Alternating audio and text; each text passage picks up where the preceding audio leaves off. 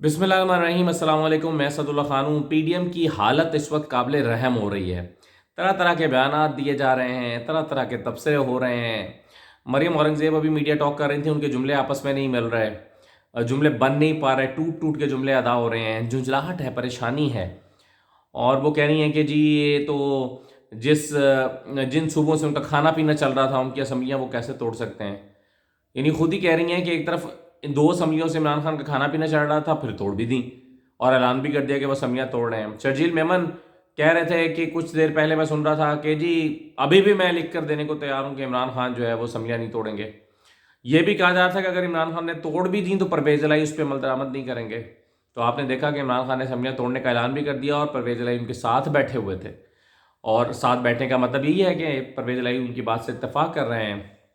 ये बात पे कई दफ़ा कह चुका था कि परवेज इलाही भले ही असमिया तोड़ना नहीं चाहते, उनका यही नुक्ता नज़र है, लेकिन वो ये कर नहीं सकते कि इमरान खान की बात को नो कह दें। उनका सियासी मुस्तकबिल इस बात से जुड़ा हुआ है। वो इमरान खान की को इनकार करके, इमरान खान को दगा देकर, इमरान खान से धोखा करके वो अपनी अपनी सियासत के खात्मे पर दस्तखत करेंगे। अगले 5 साल फिर वो पोजीशन में बैठेंगे, फिर उनके पास कोई रास्ता नहीं होगा। तो ये मैं कई दफ़ा कह चुका हूँ कि इमरान खान के परवेज इलाही जो हैं वो बादल नाख्वास्ता ही करें, वो ना चाहते हुए ही करें, लेकिन इमरान खान की बात उनको माननी पड़ेगी। तो इस वक्त भी पीडीएम के रहनुमा टेलीविजन पर आकर कह रहे हैं कि नहीं जी देखें, अगर तोड़नी होती है असम्बलियाँ तो आज तोड़ देते, फिर एक हफ्ते का टाइम क्यों दिया है, 23 तारीख को क्यों तोड़ रहे हैं। तो भाई इमरान खान जो है वो आपके जज्बात से खेल रहा है, इसलिए उसने एक और हफ्ते का टाइम दिया है ताकि आपको जो है वो झुंझलाहट का शिकार करे, मज़ीद आपको परेशान करे। अब देखें, दो तीन मिनिस्टर्स बार बार, राना सनाउल्लाह जब में सर फहरिस्त, बार बार कहते थे आपको इलेक्शन चाहिए तो असम्बलियाँ तोड़ दें, इलेक्शन चाहिए तो असम्बलियाँ तोड़ दें। अब इस इमरान खान ने ऐलान कर दिया कि वो 23 तारीख को असम्बलियाँ तोड़ रहे हैं। तो अब अगर कोई भागने की कोशिश करता है तो इसका मतलब है कि वो अपने मौक़िफ़ से पीछे हट रहा है। अब अगर कोई एक तो ज़ाहिर है कोशिश शायद ये करें कि तहरीक अदम एतमाद ले आएँ ताकि इसको रोकें, लेकिन तहरीक अदम एतमाद से इसको रोका नहीं जा सकता। उसकी वजह यह है कि तहरीक अदम एतमाद 3 दिन में वोटिंग हो जाएगी और नंबर्स उनके पास पूरा नहीं है। तहरीक अदम एतमाद अगर आ भी गई तो नाकाम होगी, और नाकाम होने के बाद दोबारा इसके ऊपर इलेक्शंस हो जाएंगे, असम्बलियाँ टूट जाएंगी। तो ये तो कोई जो है वो मेरा नहीं ख्याल कि ये कोई रास्ता है अपोजिशन के लिए कि वो करेंगे। अब जो है वो एक ही रास्ता बचा है हुकूमत के पास कि वो इलेक्शंस कराए, और इलेक्शंस करा कर जो है वो इलेक्शन करने का जो वादा है वो अपना पूरा करे। क्योंकि आइन बहरहाल ये कहता है कि असम्बलियाँ टूटेंगी, तो असम्बलियाँ टूटने के बाद 90 दिन के अंदर अंदर इलेक्शंस होने हैं।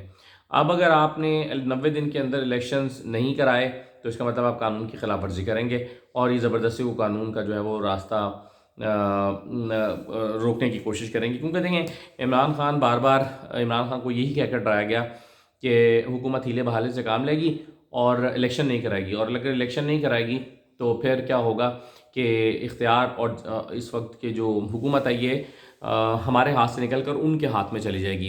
तो एक बात तो साबित हो गई कि इमरान खान जो बार बार कहते हैं कि खौफ के बुत तोड़ने पड़ते हैं जीत हासिल करने के लिए, और खौफ अगर आप ख़त्म करेंगे और जब तक आप खौफ पे काबू नहीं पाएंगे तब तक आप जीत नहीं सकते। तो इमरान खान ने अपने खौफ पर काबू पाया है। वो जो इमरान खान को डराया गया, बहुत डराया गया कि भाई ये इलेक्शन नहीं कराएंगे और हमारे हाथ से गेम निकल जाएगी, इनके हाथ में चली जाएगी। तो जाहिर है काफ़ी दिन लिए इमरान खान ने सोच विचार करने के लिए। तो इसका मतलब है कि सोचो विचार करने के बाद उन्होंने ये फैसला किया है कि वो डरने वाले नहीं हैं और उनको डराया नहीं जा सकता।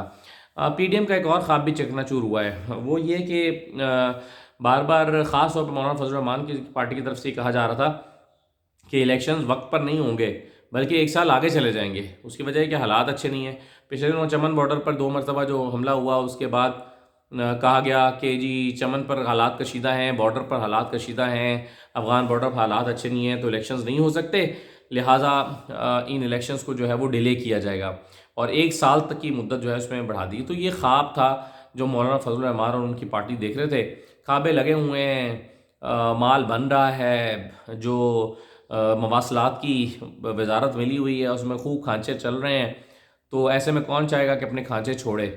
तो जिनके जिनके खांचे चल रहे हैं वो तो नहीं छोड़ना चाहते, جن کے کھانچے نہیں چل رہے وہی اسمبلیاں توڑنا چاہتے ہیں. اور میں بڑا حیران ہوا ابھی مریم اورنگزیب کی بات سن کے. وہ یہ کہہ رہی تھیں کہ عمران خان یہ اسمبلیاں نہیں توڑیں گے. ابھی عمران خان کی اس تقریر کے بعد پریس کانفرنس کر رہی ہیں تو وہ اس میں کہتی ہیں کہ جی عمران خان جو ہے وہ اسمبلیاں نہیں توڑیں گے کیونکہ 2 صوبوں سے ان کا کھانا پینا چل رہا ہے. تو جہاں سے ان کا کھانا پینا چل رہا ہے اس کو کیسے توڑیں گے؟ تو بھائی اگر ان کا کھانا پینا چل رہا ہوتا تو وہ اسمبلیاں کیوں توڑتے ہیں؟ سوال یہ پیدا ہوتا ہے. پھر تو زرداری صاحب کی طرح ان کو ایک صوبہ ملا ہوا، وہ کہتے ہیں ٹھیک ہے ایک صوبہ ہے، خوب کھاؤ پیو انجوائے کرو موج مارو، تو ایک صوبہ بھی ہے تو غنیمت ہے. تبھی تو وہ 18ویں ترمیم لے کر آئے تھے کہ 18ویں ترمیم کے ذریعے کم از کم ایک صوبے میں اتنا اختیار ہمارے پاس ہونا چاہیے کہ ایک صوبے میں کھل کے کھیلیں اور کھل کے کھائیں. تو عمران خان اگر کھانچے کھا رہا تھا 2 صوبوں سے تو پھر اسمبلیاں کیوں توڑے گا؟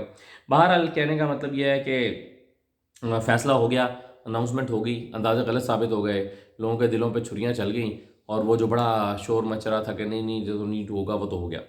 اچھا، اب آج کی اسپیچ میں عمران خان نے پھر جنرل باجوہ کو کھل کے تنقید کا نشانہ بنایا اور کہا کہ میری حکومت کو ختم کیا، چلتی حکومت کو ختم کیا، ملک کا بیڑا غرق کیا جنرل باجوہ نے. اور پھر کہا کہ اگر آپ سے غلطی ہو گئی تو آپ عقل کل تو ہیں نہیں، تو پھر آپ اس کا ازالہ کرتے، پھر آپ اس پہ ڈٹ گئے.